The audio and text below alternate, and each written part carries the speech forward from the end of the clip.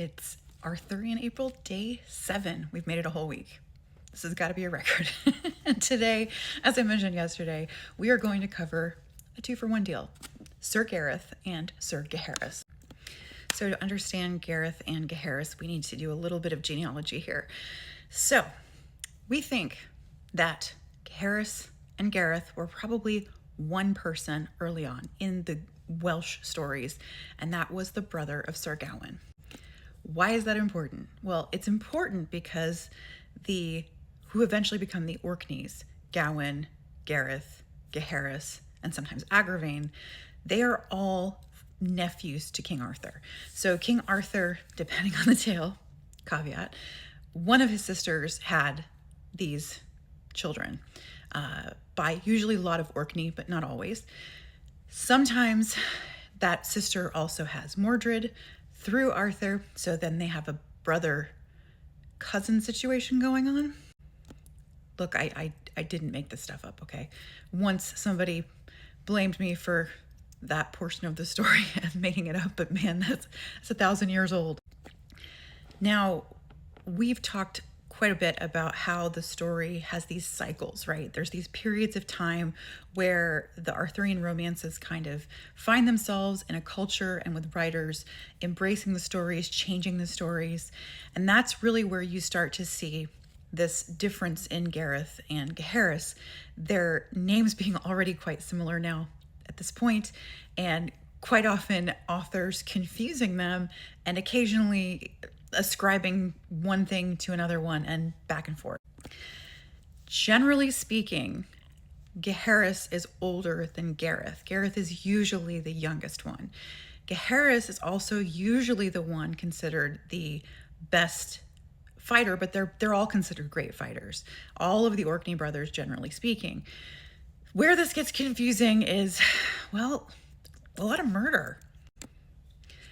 Now, in addition to being a great fighter, Gaheris is also typically the one responsible for killing Morgause.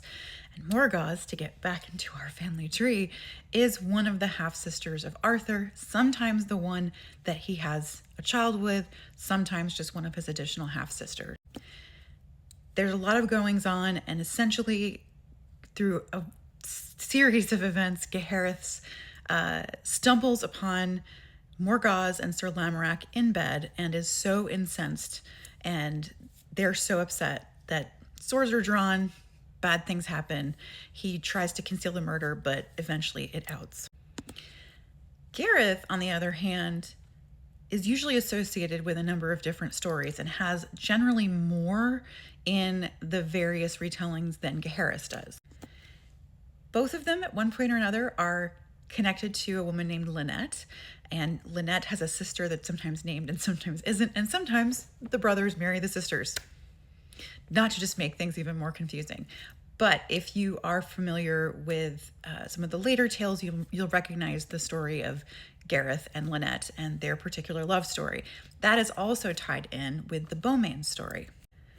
This is the tale of Sir Gareth going to Camelot and basically disguising himself so that no one knows who he is, and he gets assigned by Sir Kay to the kitchens, where he becomes essentially a scullery maid, but boy. So he spends his time scraping various pots and pans, and Kay makes fun of him and says that he has pretty hands. So Beaumains, Beaumains in French, lovely hands. Of course, they eventually figure out who he is, and he ends up knighted, and usually he is the one most beloved of Lancelot, but not always. Now, I won't go into how all of their stories end, but let's just say Mallory pretty much has them just murdered toward the end of the story by Lancelot, I believe, at least one of them, in a total blood rage because of the whole Guinevere and Lancelot thing, and people are on opposing sides. And Gawain ends up dying in a couple of different ways, but usually from some festering wound or other thing because of Lancelot. Because they are nephews, though, of the king, they do hold a little bit more in terms of sort of their narrative presence. And that's not surprising because the avuncular relationship, that's the relationship between a nephew and an uncle, was particularly prized in a lot of Celtic cultures. And that certainly plays out in the mythology. So the Orkneys as a whole have a lot of political sway. Obviously, if Arthur and Guinevere aren't able to have a child, they're closest in line to the throne. And depending on the tale, they have to kind of earn their way in, which I think is kind of an interesting kind of twist, like on the whole Nepo baby thing. So yeah, kind of interesting to think about.